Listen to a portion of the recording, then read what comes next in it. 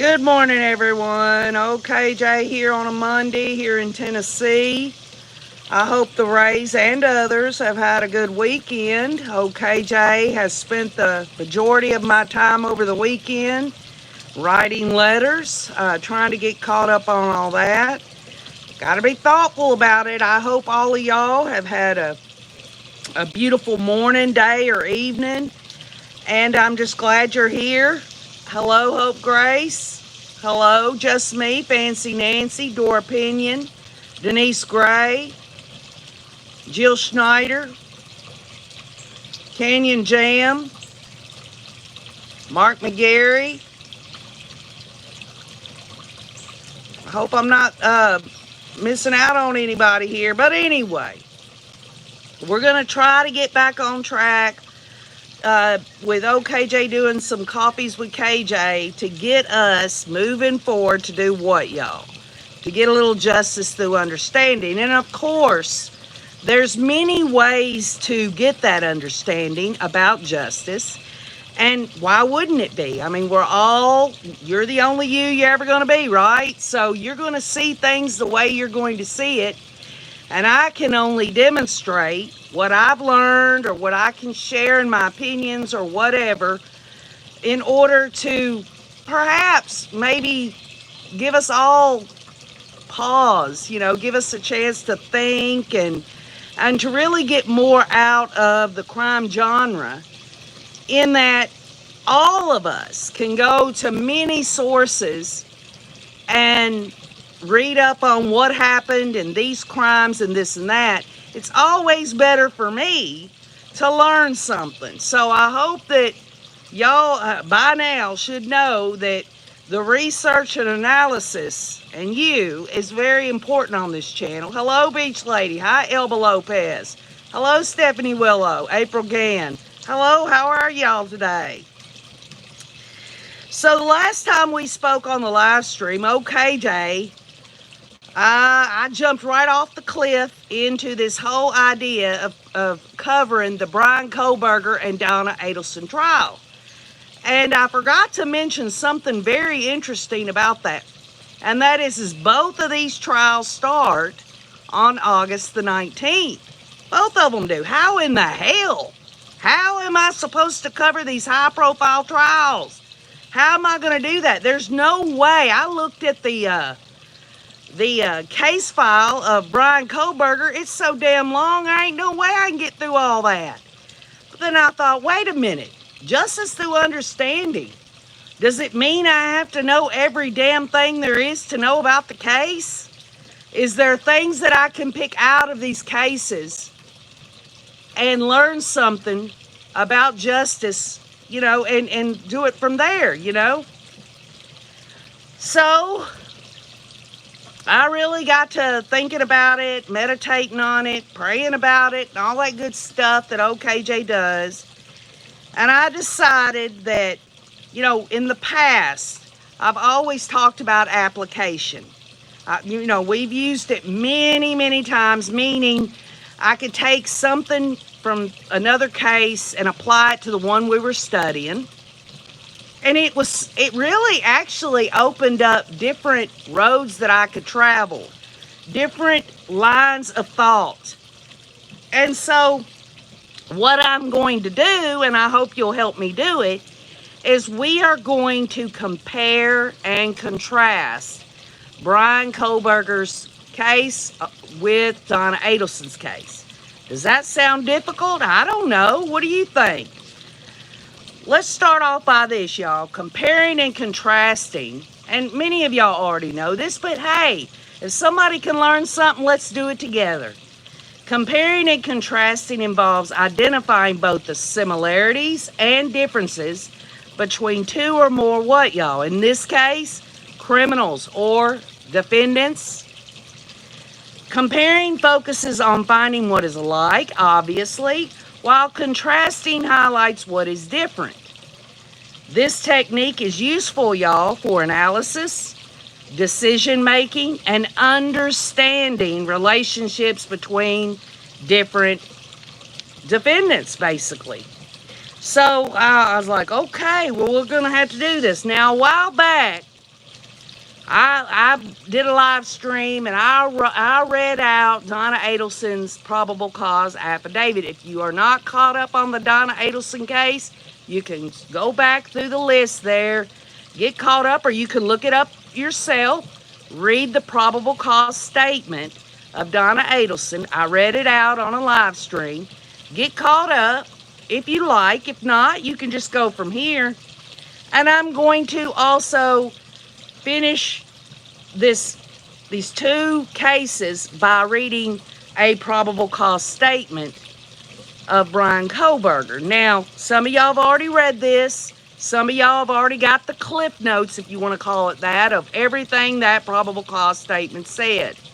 But in order for me to feel like I'm covering things properly, I'm going to read it out so that people that are not fully aware or are not aware at all can get caught up, and then we can go from there. Let me give you an idea of what I want to do, okay? Donna Adelson, Brian Kohberger, right? Well, we know that Donna Adelson's loaded with money out the ass. She's got all kinds of money, her and her husband. They have all kinds of money. And then you've got Brian Kohberger and his family. And, I first kind of was like, okay. When he went home, they lived, his mother and father lived in a gated community. And of course, the first thing you think is they've got to have money, right? Well, that's not necessarily so. Just because someone lives in a gated community does not mean that they're wealthy like Donna and Harvey Adelson, okay? In fact, Donna and Harvey Adelson also lived in a community, a gated community, in terms of there being security and all that. They lived in a condo in Miami where you had to push a button and it had all kinds of security and stuff. But the difference is that Brian Kohberger, his father was a maintenance worker and his mother was a substitute teacher for special needs children, okay? So you think about that and you think, well, that's not a lot of money. That doesn't seem like it would be a lot of money. And again, there are more and more gated communities going up where people that are, middle class. Now, you don't see low-income people living in gated communities. So there's the difference there. But that's just an idea of what we're talking about here. You think about Donna Adelson always being, basically, she ran the office for her husband's business, got all the perks of that and all of that. But if you look at the father and mother of Brian Kohberger, and we'll get to Brian Kohberger as an adult and what, he obviously doesn't have money like the Adelsons. You know that Brian Kohberger had an associate's degree in psychology, 2 bachelor's degrees, 2 of them in criminal justice, a master's criminal justice degree, and he was a doctoral student in criminology and a teaching assistant. Now, when I look at that, I'm like, okay, this dude, he either took out a shitload of student loans or something, or how could his family pay for all his education? The bottom line is if he took out student loans, good luck, government, getting your damn student loan money back, because Brian Kohberger's going to the freaking, he's in a capital case. He's going to get the death penalty, in my opinion. So that's just an idea of how I'm wanting to cover this. Why am I going to cover it this way? Well, first of all, I jumped off that cliff to say that I wanted to cover both trials. They're going to go on at the same time. And OKJ is going to do some compare and contrast of these two cases. Now, let me ask you this question. How many channels are going to do that, huh? Well, I'll tell you, this compare and contrast can very well lead you down a road of discovery. It can help you get justice through understanding, help you with your research analysis of the criminal genre as a whole. Hello, Radjo. Hello, Keaton. Yeah, there's going to be trolls on here, Mark. That's just how it is. And I appreciate it, just me and Fancy Nancy. So I'm going to read this into the record, and I appreciate y'all being patient with me. I'd much rather just shoot the shit, but we have to move forward to get justice through understanding, and I'm going to absolutely do my very best to get this underway. So here we go. For those that haven't read it or have not really got the full meal deal on Brian Kohberger, again, you can go back on the live stream, or you can do the research yourself, find out everything you need to know about everything that Donna Adelson is charged with, which she's conspiracy to commit murder, which, by the way, Brian Kohberger, 4 counts of first-degree murder, Donna Adelson, conspiracy to commit murder. There is the difference there. The similarities of that is they're both damn criminals, in my view. They're both guilty, in my opinion, okay? I know. The criminal justice system, adjudication, and all that, they're supposed to be innocent until proven guilty, but okay, Jay, I already know, full-throated, that these two are guilty as hell. So here we go, all right? This could be disturbing for some people, so I'm just warning you up front. The below information is provided by Brett Payne, who is a duly appointed, qualified, and acting peace officer within the county of Latah, state of Idaho. Brett Payne is employed by Moscow Police Department in the official capacity of position of corporal, and has been a trained and qualified peace officer for approximately 4 years.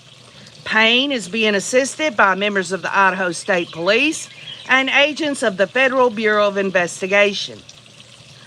On November 13, 2022, at approximately 4 p.m., Moscow Police Department Sergeant Blaker and I responded to 1122 King Road, Moscow, Idaho, hereafter the King Road residence, to assist with scene security and processing of a crime scene associated with 4 homicides. Upon our arrival, the Idaho State Police forensic team was on the scene and was preparing to begin processing the scene.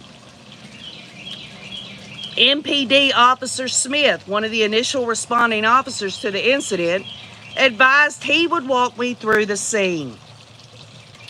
Smith and I entered the King Road residence through the bottom floor door on the north side of the building. Smith and I then walked upstairs to the second floor. Smith directed me down the hallway to the west bedroom on the second floor, which I later learned through Xana's driver's license and other personal belongings found in the room was Xana Kernoodle's, hereafter Kernoodle room. Just before this room, there was a bathroom door on the south wall of the hallway. As I approached the room, I could see a body, later identified as Kernoodle's, laying on the floor. Kernoodle was deceased with wounds which appeared to have been caused by an edged weapon. Also in the room was a male, later identified as Ethan Chapin, hereafter Chapin. Chapin was also deceased with wounds later determined to be caused by sharp force injuries. I then followed Smith upstairs to the third floor of the residence. The third floor consisted of 2 bedrooms and 1 bathroom. The bedroom on the west side of the floor was later determined to be Kaylee Goncalves. Y'all, I don't know if I'm saying her last name right, but I'll just call her Kaylee. I later learned there was a dog in the room when Moscow police officers initially responded. The dog belonged to Kaylee and her ex-boyfriend Jack. I found out from my interview with Jack on November 13th of 2022 that he and Kaylee shared the dog. Smith then pointed out a small bathroom on the east side of the third floor. This bathroom shared a wall with Madison Mogan's bedroom, which was situated on the southeast corner of the third floor. As I entered this bedroom, I could see 2 females in a single bed in the room. Both Kaylee and Madison were deceased with visible stab wounds. I also later noticed what appeared to be a tan leather knife sheath laying on the bed next to Mogan's right side.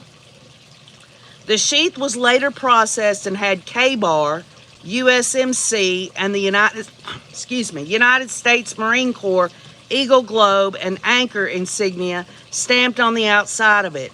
The Idaho State Lab later located a single source of male DNA suspect profile left on the button snap of the knife sheath. As part of the investigation, numerous interviews were conducted by Moscow Police Department officers, Idaho State Police detectives, and FBI agents. Two of the interviews included BF and DM. Both BF and DM were inside the King Road residence at the time of the homicides and were roommates to the victims. BF's bedroom was located on the east side of the first floor of the King Road residence. Based on numerous interviews conducted by the officers, detectives, and FBI agents, as well as my review of the evidence, I have learned the following.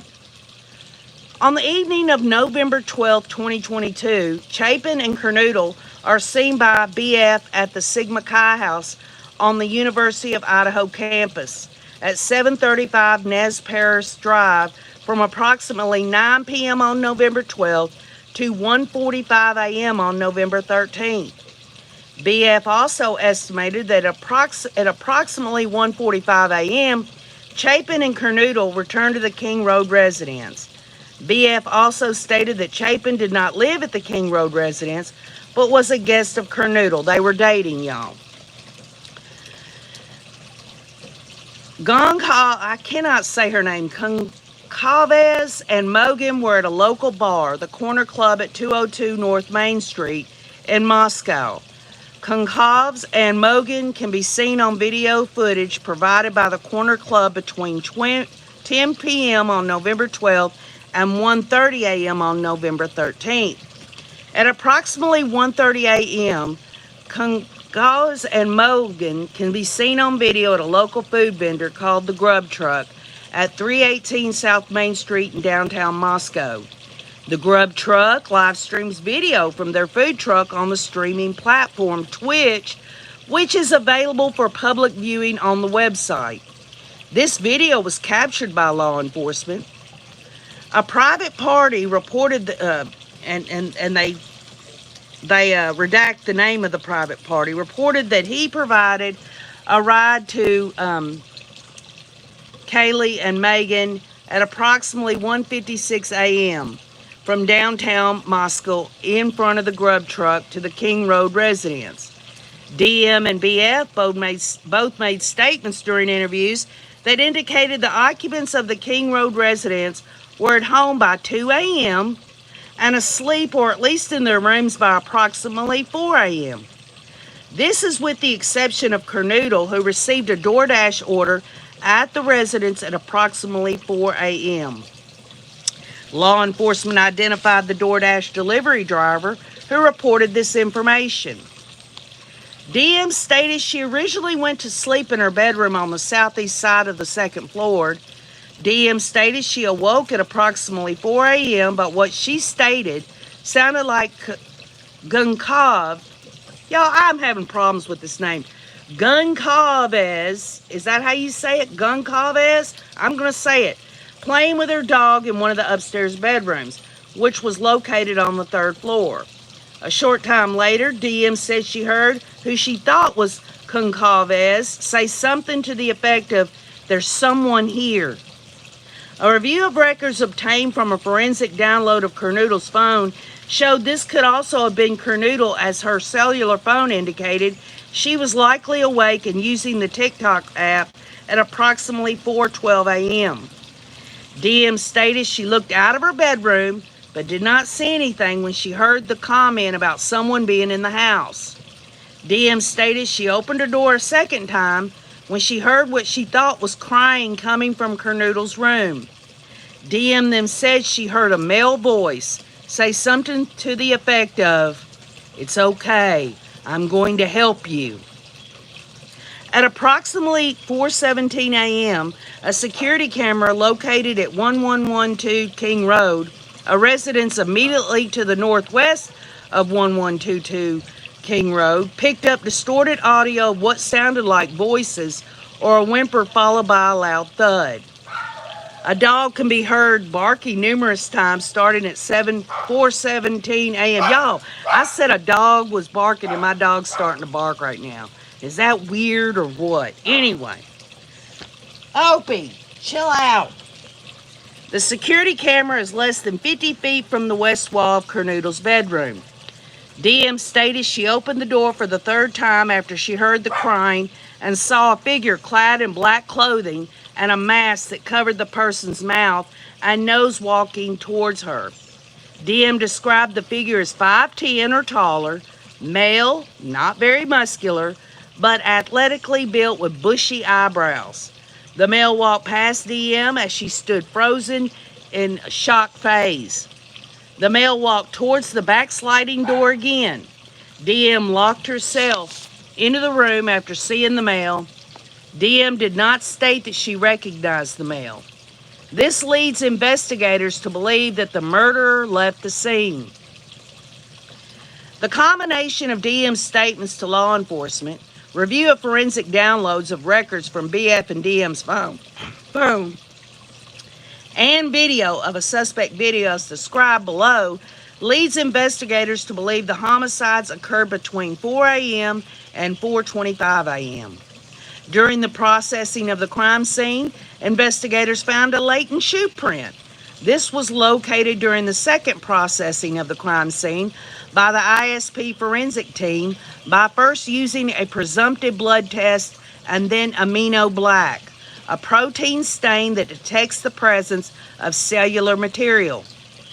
The detective's shoe print showed a diamond-shaped pattern similar to the pattern of a Vans-type sole shoe, just outside the door of DM's bedroom located on the second floor.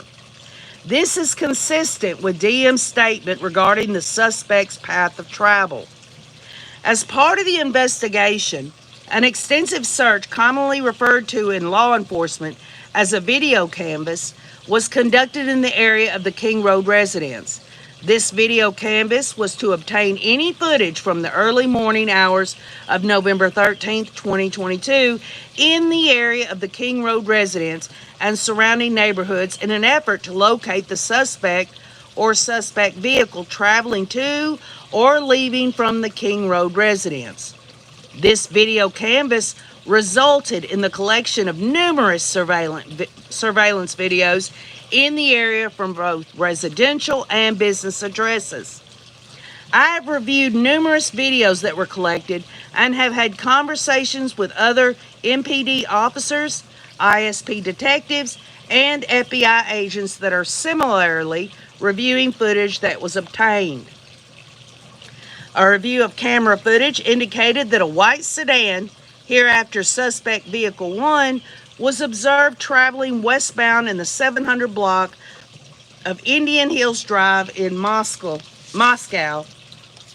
at approximately 3:26 a.m. and westbound on Steiner Avenue at Idaho State Highway 95 in Moscow at approximately 3:28 a.m. On this video, it appeared suspect vehicle 1 was not displaying a front license plate. A review of footage from multiple videos obtained from the King Road neighborhood showed multiple sightings of suspect vehicle 1 starting at 3:29 a.m. and ending at 4:20 a.m. These sightings show suspect vehicle 1 makes an initial 3 passes by the 1122 King Road residence and then leave via Walenta Drive. Based off my experience as a patrol officer, this is a residential neighborhood with a very limited number of vehicles that travel in the area during the early morning hours. Upon review of the video, there are only a few cars that enter and exit this area during this time frame. Suspect vehicle 1 can be seen entering the area a fourth time at approximately 4:04 a.m. It can be seen driving eastbound on King Road, stopping and turning around in front of 500 Queen Road, number 52, and then driving back westbound on King Road. When suspect vehicle 1 is in front of the King Road residence, it appeared to unsuccessfully attempt to park or turn around in the road. The vehicle then continued to the intersection of Queen Road and King Road where it can be seen completing a 3-point turn and then driving eastbound again down Queen Road. Suspect Vehicle 1 is next seen departing the area of King Road residence at approximately 4:20 a.m. at a high rate of speed. Suspect Vehicle 1 is next observed traveling southbound on Walenta Drive. Based on my knowledge of the area and review of camera footage in the neighborhood, that does not show Suspect Vehicle 1 during that time frame. I believe that Suspect Vehicle 1 likely exited the neighborhood at Palouse River Drive and Conestoga Drive. Palouse River Drive is at the southeast edge of Moscow and proceeds into Whitman County, Washington. Eventually, the road leads to Pullman, Washington. Pullman, Washington is approximately 10 miles from Moscow, Idaho. Both Pullman and Moscow are small college towns, and people commonly travel back and forth between them. Law enforcement officers provided video footage of Suspect Vehicle 1 to forensic examiners with the Federal Bureau of Investigation that regularly utilize surveillance footage to identify the year, make, and model of an unknown vehicle that is observed by one or more cameras during the commission of a criminal offense. The forensics examiner had approximately 35 years law enforcement experience with 12 years at the FBI. His specific training includes identifying unique characteristics of vehicles, and he used a database that gives visual clues of vehicles across states to identify differences between vehicles. After reviewing the numerous observations of Suspect Vehicle 1, the forensic examiner initially believed that Suspect Vehicle 1 was a 2011 to 2013 Hyundai Elantra. Upon further review, he indicated it could also be a 2011 to 2016 Hyundai Elantra. As a result, investigators have been reviewing information on persons in possession of a vehicle that is a 2011 to 2016 white Hyundai Elantra. Investigators were given access to video footage on the Washington State University campus located in Pullman, Washington. A review of that video indicated that approximately 2:44 a.m. on November 13th of 2022, a white sedan, which was consistent with the description of the white Elantra known as Suspect Vehicle 1, was observed on WSU surveillance cameras traveling north on Southeast Nevada Street at Northeast Stadium Way. At approximately 2:53 a.m., a white sedan, which is consistent with the description of the white Elantra, known as Suspect Vehicle 1, was observed traveling southeast on Nevada Street in Pullman, Washington, toward SR 270. SR 270 connects Pullman, Washington to Moscow, Idaho. This camera footage from Pullman, Washington was provided to the same FBI forensic examiner. The forensic examiner identified the vehicle observed in Pullman, Washington as being a 2014 to 2016 Hyundai Elantra. At approximately 5:25 a.m., a white sedan, which was consistent with the description of Suspect Vehicle 1, was observed on 5 cameras in Pullman, Washington, and on WSU campus cameras. The first camera that recorded the white sedan was located at 1300 Johnson Road in Pullman. The white sedan was observed traveling northbound on Johnson Road. Johnson Road leads directly back to the West Palouse River Drive in Moscow, which intersects with Conestoga Drive. The white sedan was then observed turning north on Bishop Boulevard and northwest on SR 270.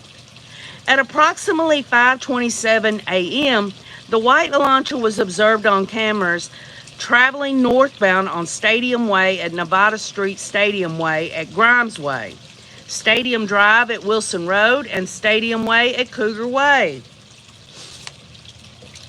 On November 25th of 2022, MPD asked area law enforcement agencies to be on the lookout for the white Hyundai Elantra in the area.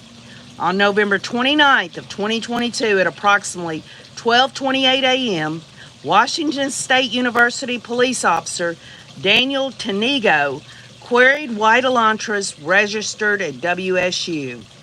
As a result of that query, he located a 2015 white Elantra with a Pennsylvania license plate LFZ-8649. This vehicle was registered to Brian Kohberger, hereafter Kohberger, residing at 1630 Northeast Valley Road, Apartment 201, Pullman, Washington.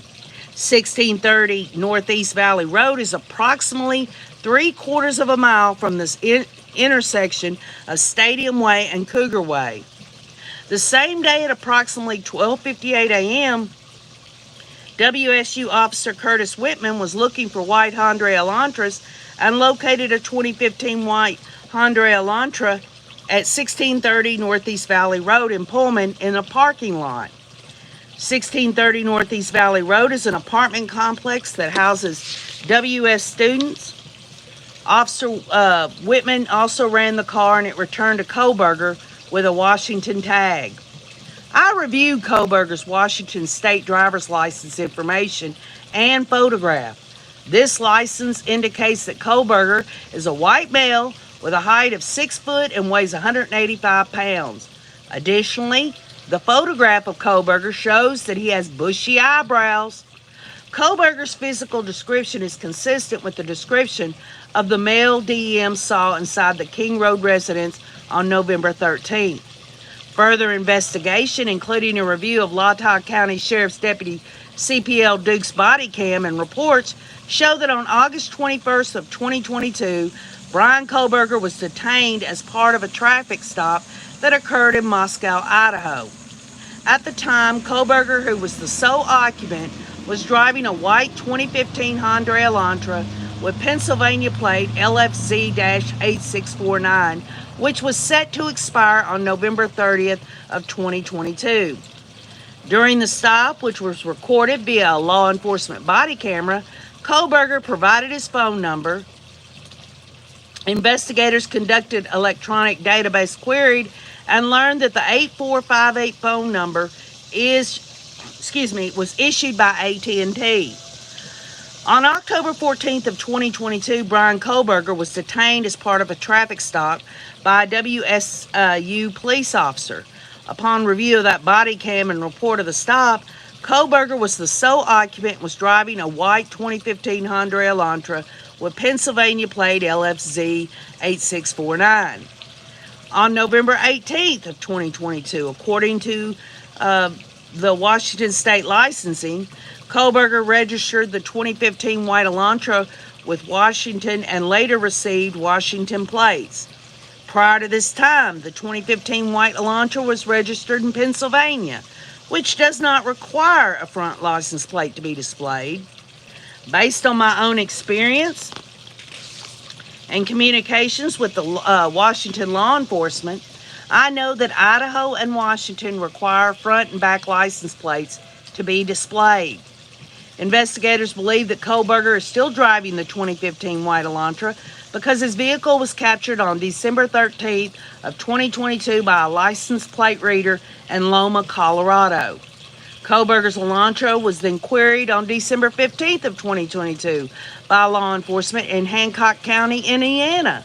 On December 16th at approximately 2:26 p.m., surveillance video showed Kohberger's Elantra in Albrightsville, Pennsylvania. The sole occupant of the vehicle was a white male whose description was consistent with Kohberger. Kohberger has family in Albrightsville, Pennsylvania, and they keep bringing this up about the sole occupant.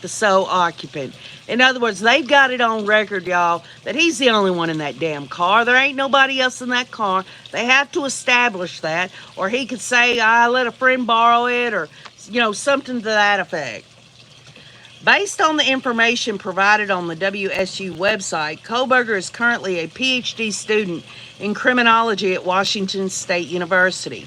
Pursuant to records provided by a member of the interview panel for Pullman Police Department, we learned that Kohberger's past education included undergraduate degrees in psychology and cloud-based forensics.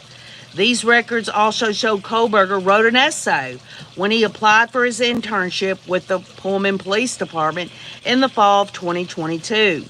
Kohberger wrote in his essay that he had interest in assisting rural law enforcement agencies with how to better collect and analyze technological data in public safety operations. Kohberger also posted a Reddit survey which can be found by an open source internet search. The survey asked for participants to provide information to, quote, understand how emotions and psychological traits influence decision making when committing a crime, unquote. As part of this investigation, law enforcement obtained search warrants to determine cellular devices that utilize cellular towers in close proximity to the King Road residence on November 13th of 2022 between 3 a.m. and 5 a.m. After determining that Kohberger was associated with both the 2015 Elantra and the 8458 phone, investigators reviewed these search warrant returns. A query of the 8458 phone in these returns did not show the 8458 phone utilizing cellular tower resources in close proximity to the King Road residence between 3 a.m. and 5 a.m. And now we know, you can look it up, many news organizations have already covered all this. He thought that if he turned his damn phone off, that, that was going to get him, free and clear. That didn't happen. And it goes on, y'all, about what they found in terms of his cellular data. And in order to really get through all that, it's just a lot to really move forward. Let me summarize it by saying this. He turned that phone back on once he got back near to where he lived. So it's like, okay, it's showing there was no cellular activity at all at one point, but it only shows him coming back from wherever he was going. So that is a big indicator, a healthy inference that he turned his damn phone off, whether it was airplane mode or he shut it down, whatever he did. It also shows that he visited the Kings Road where the killings took place 12 times prior to the murders happening. So they've got a lot of evidence, and of course, I could go on about the knife sheath. They initially got his father's DNA out of a trash can in Pennsylvania. They did the genealogy thing, which, by the way, the defense wanted that thrown out. The judge didn't allow that in terms of pretrial motions and all of that. And so they went from there, and then they were able to get a warrant for his DNA, and it just, he's guilty as hell. His DNA, pretty much. So, I think Kohberger's goose is cooked. Donna's may not be. It's going to come down to strategic lawyering. Well, Jill, Brian Kohberger's got some really good attorneys from what I understand, but they haven't been getting their way very much. Now, Donna's paid for the best attorneys that money can buy, I'm sure.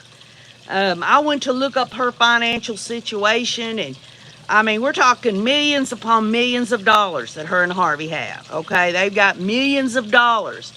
Kohberger, I don't know how he's able to afford the attorneys he's got. I don't know if they're, does anybody know whether his are just appointed attorneys or whether they're privately retained? Does anybody on here know? Jet Set J says BK is toast, and so is Donna.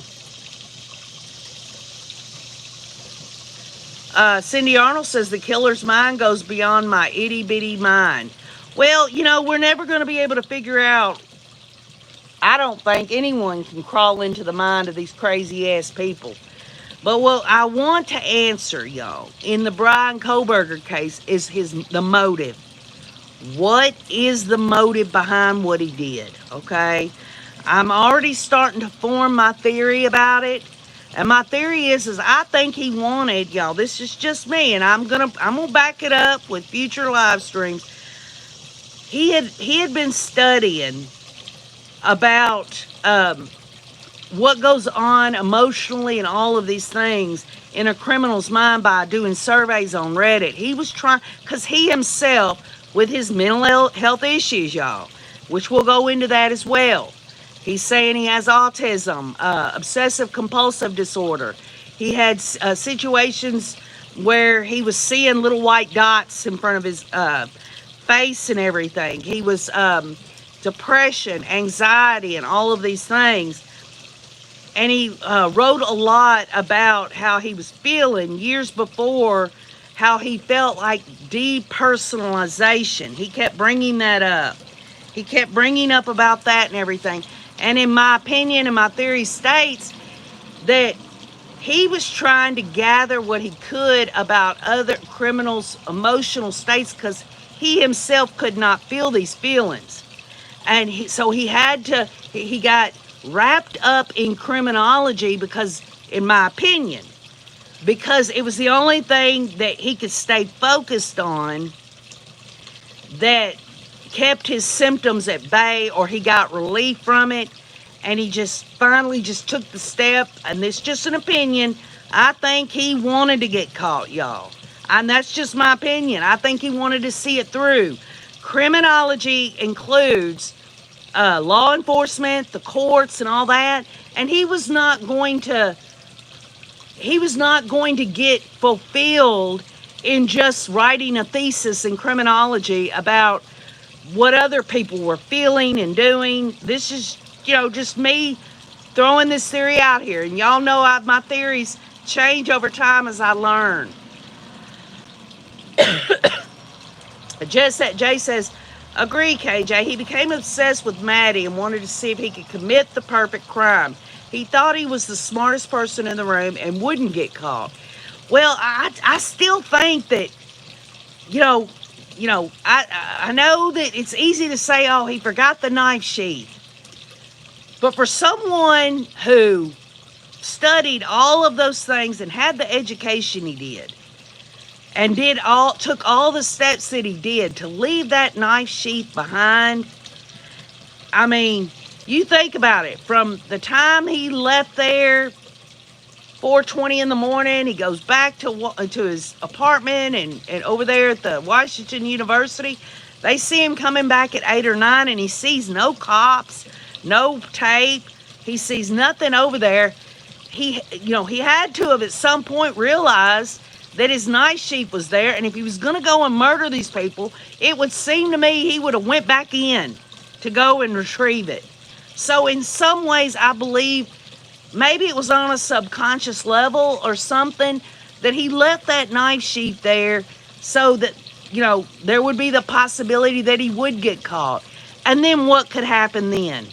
He could see the rest of everything he's ever studied come to fruition in terms of law enforcement, in terms of courts, and all that. He is living out his thesis right now. Everything that he put his time and effort toward, except he's the one that's in the middle of it. Now, I know that sounds out there, but then again, murdering 4 people is out there. So is it a stretch to say that he might have deep down wanted to get caught so that it wouldn't be about, oh, I heard that this criminal in the Reddit here says they feel anxious or they felt bad or this or that, and I can't feel those things, and yet that's going to supply some kind of relief for these things that I'm going through. And let's just be clear.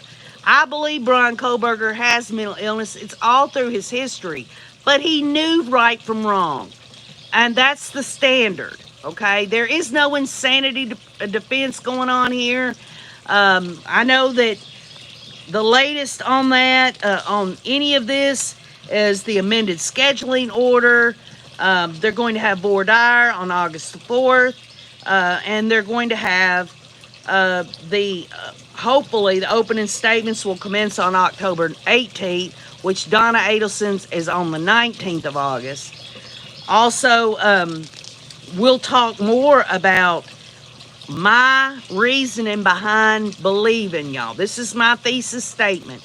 that Brian Kohberger wanted to see all this through, and I can show and demonstrate how it is that he is continuing in his quote-unquote research after arrest. I'm going to be able to lay it all out to y'all. I promise. Once it gets laid out in my theory, I have to do this by increments, you'll understand what I'm talking about. But I want to make clear that he talks about himself, y'all, earlier in his life. And he talks, and he uses the term depersonalization. And depersonalization is a mental state where a person feels detached from their own body, thoughts, or feelings, as if observing themselves from an external perspective.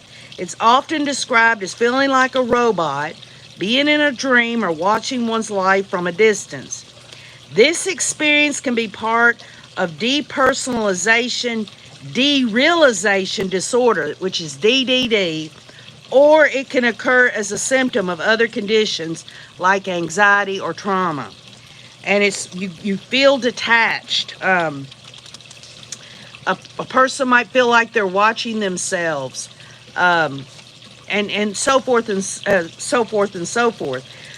But I'm going to show y'all that if this is indeed really, if he can really understand himself, and this is one of the ways that he's described himself, and we'll do that in the next live stream. I'll tell you exactly what he says about himself in earlier in his life. All that, we'll add it together. We'll talk about autism. Let's just be clear. Studies have said that autism is not something where you see a large percentage of criminals who have autism. And in fact, most people that are involved in any kind of there's a crime being committed, it's usually an autistic person that's the one that's the victim. So there is not, even though there's not a lot of studies on autism and all of that, that's compared to crime, 9 times out of 10, someone with autism is not going to commit a crime. They're going to be a victim of a crime. That's been shown. And so this whole idea that his defense wants us to say he's autistic, he's got OCD, and because he has these mental health issues, and yes, the state of Idaho there did a competency thing on him and all of that. On one side of the issue, the defense is saying you can't put this guy to death because he has autism, but on the other side, they're saying he has autism. And so he would not have the flexibility or the dexterity or whatever, or the coordination to pull off 4 murders. So they're trying everything and anything. But we'll discuss it more as we move along. And I know it's kind of a rough start, and I apologize that I had to read that probable cause affidavit. I didn't read it through. If you want to continue to read that, research it, and analyze it, I'm going to put it on the community wall, and I'll also put Donna Adelson's probable cause affidavit on the community wall if you're interested. If not, we'll get back together again. I am going with these 2 cases, compare and contrast. We're going to do that. Has autism and being the smartest in the room, says Cindy Arnold.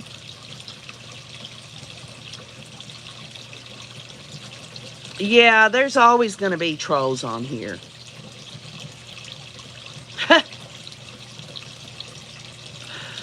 I apologize to everyone on here, for anyone that, and especially to the mods who've taken the time out of your life to help OKJ out and to help others on this channel. We're trying to have a good experience here. We're going to absolutely learn a lot and get some justice through understanding one way or the other. Again, 2 cases, very complex cases. I'm going to do my very best to try to bring out the compare and contrast of both of them. I'm going to be shooting recordings of a book that I want to read out for those that are doing the laundry or unloading the dishwasher or whatever, and you just want to hear OKJ ramble on, I got a good book that I'm going to read as well, just to steer this whole situation into something that we'll all learn something together, hopefully. Keeping your mind open to thinking about it, and really just learning whatever you can and sharing what you can about Brian Kohberger, Donna Adelson, or any of these topics that we discuss, whether it's depersonalization, whether it's autism, whether it's the way that evidence is gathered, it's just a lot of things that can be learned. And if you are going to be in the crime genre community, it could be all about what did they do, let's hear this, let's hear that, but it can also be a time to learn something, to understand how justice and adjudication is, and what these two criminals, in my opinion, I believe they're both guilty, what they have in common other than breaking the law and everything that's different, whether it's through sociology, whether it's through demographics, whatever it is, we're going to try to do what we can do to get a little justice through understanding. So, anyway, I hope all of y'all got something out of that. So, Jay, thank you. I appreciate the support. When you say I look forward to hearing your future theories and thoughts, I really appreciate that. Because sometimes in the back of OKJ's mind, I'm like, I hope this is interesting for all of y'all. Because I really would like us to put all of our heads together to get a little justice through understanding. It just doesn't work if I do this by myself. So just thank y'all so much.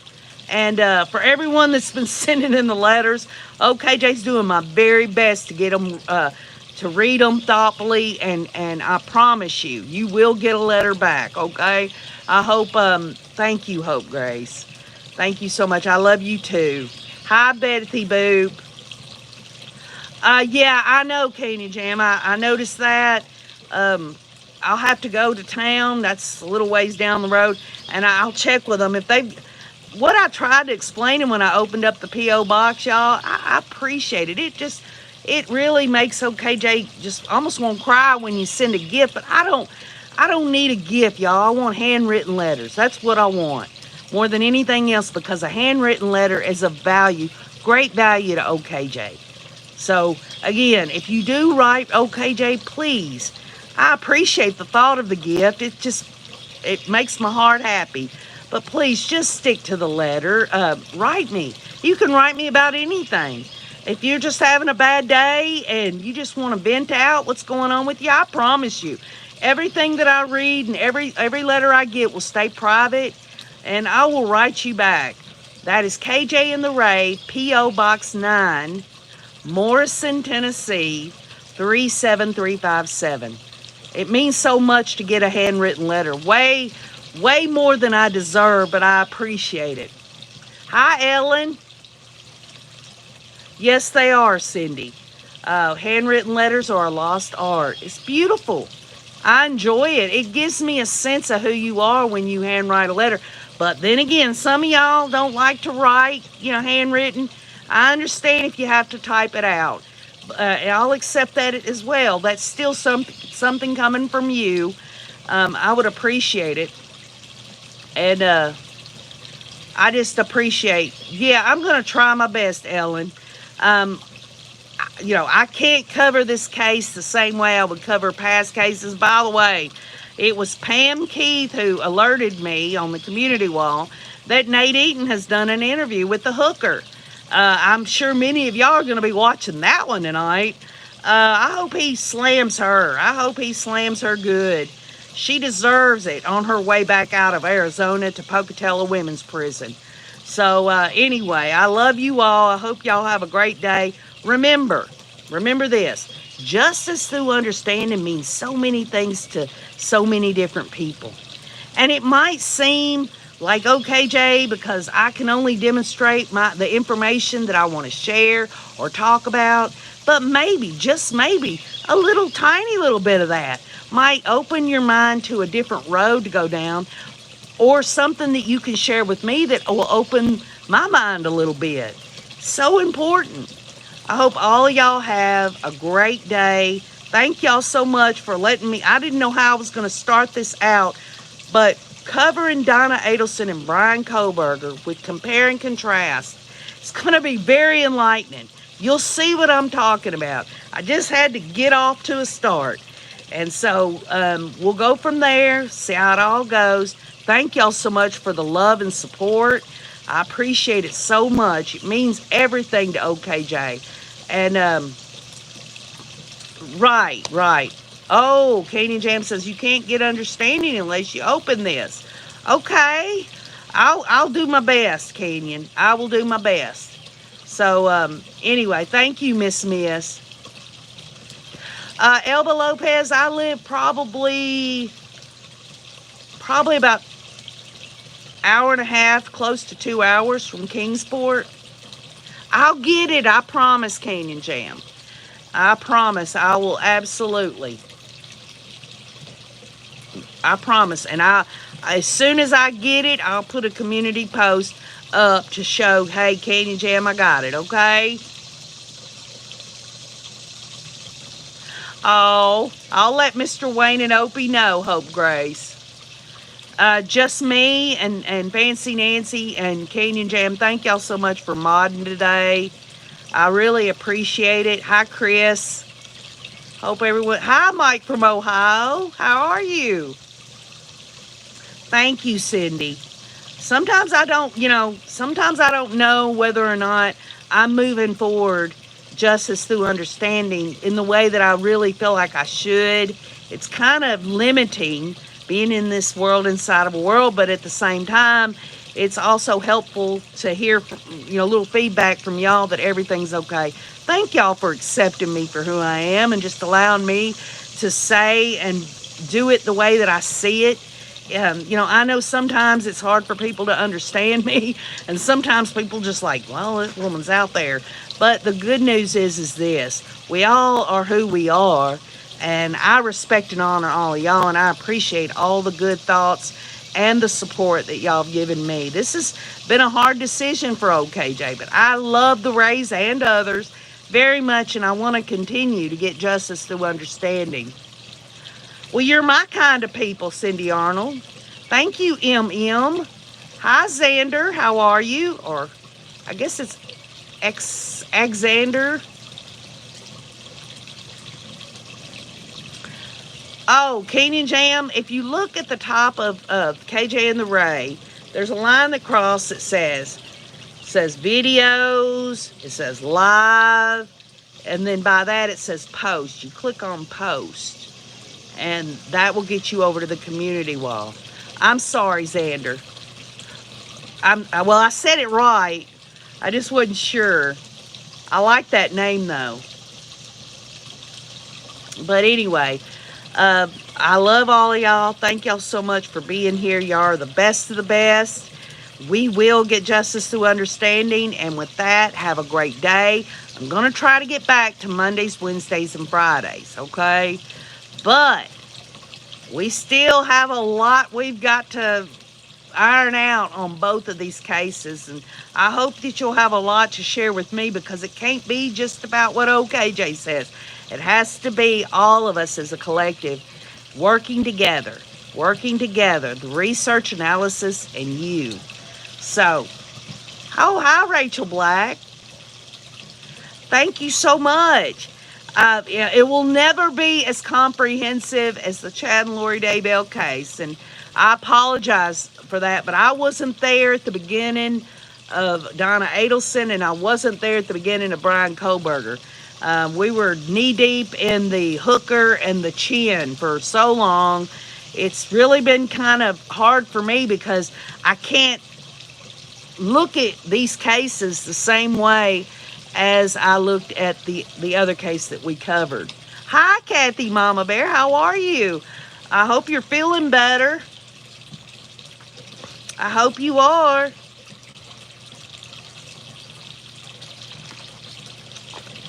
Dipper says, would you watch a tree grow or a Negro? Oh, I see. I know what they're saying.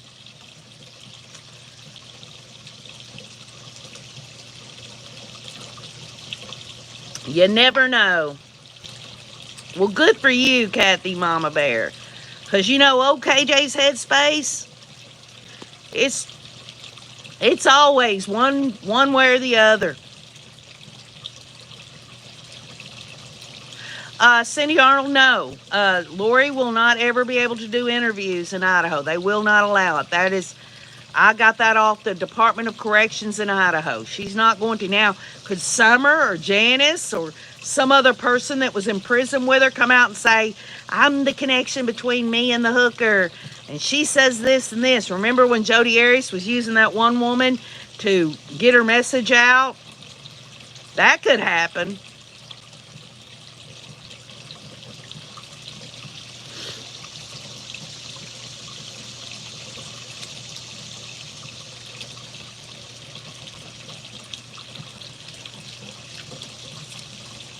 Yes, definitely, Fancy Nancy.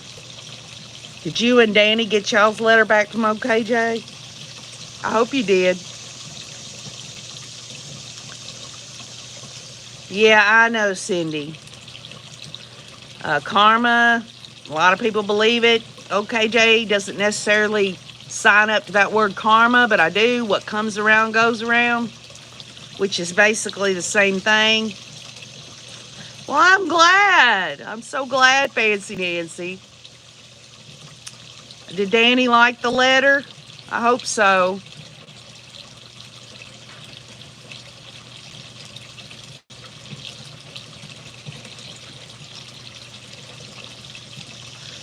You have?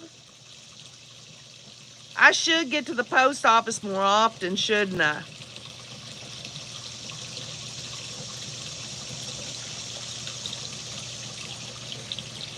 You're welcome, Rachel Black. I hope it was just a little something from OKJ. I hope that you enjoyed it. Oh, I adore you and Danny, Fancy Nancy. I appreciate all of y'all. Keep them letters coming.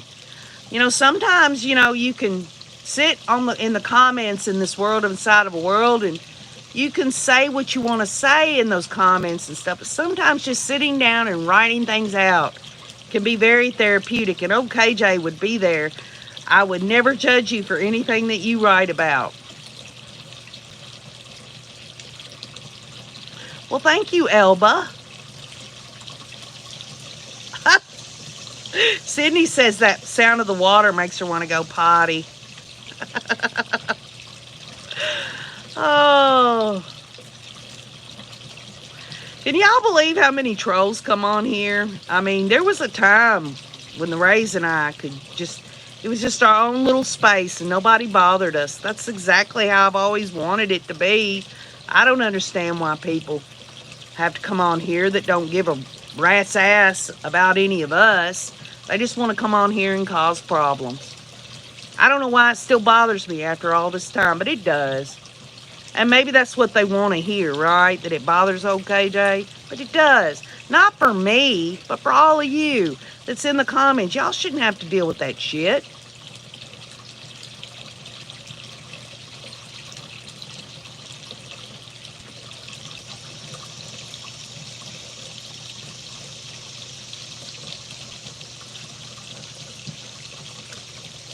So, anyway, I love all of y'all. Yeah, I know, Fancy Nancy. I love all of y'all. Hope y'all have a great day. Be looking for me Wednesday and Friday. And I'm going to try to on Saturday. I'm going to try to get a little theatrical with y'all. Y'all know how I am. And we'll get back together. Anything for me to learn, for us to learn, to get a little justice through understanding. I cannot stress that enough. It's so important to me, and I hope it is to you. Yes, Elba, we'll all be watching that one for sure. So anyway, I love you all. I hope y'all have a great day, and you know what I always say, keep on looking.